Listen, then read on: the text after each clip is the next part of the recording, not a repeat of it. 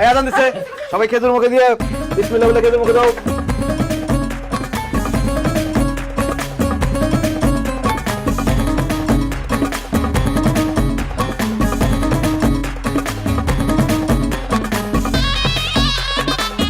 মাছ দেখান গলায় আটকে পড়তো।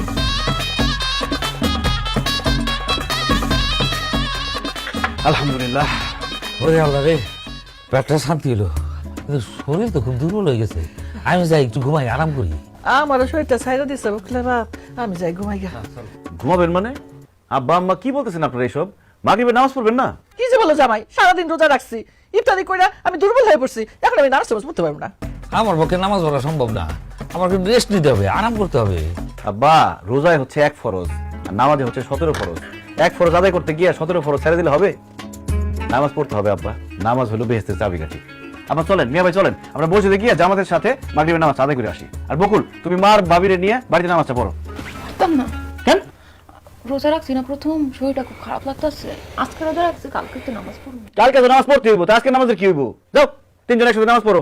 আম্মা যাও, উঠো। আরে উঠো না কেন, উঠো। উঠতাছি। আয় আলো। আমার মানুষ তো পারতেছি না। আব্বা চলেন মসজিদে চলেন, আসুন। মসজিদে কষ্ট করে নামাজ না পড়ে বাড়িতে যে কোনো সময় পড়ে নিবি। কি কর না কর, সুস্থ সব মানুষ জামাতের সাথে নামাজ আদায় করুন, সব বেশি হইব। আর যে কোনো এক সময় পড়বেন মানে মাগরিবের ওয়াক্ত থাকে না কি এতক্ষণ? তাড়াতাড়ি আসেন, আসেন।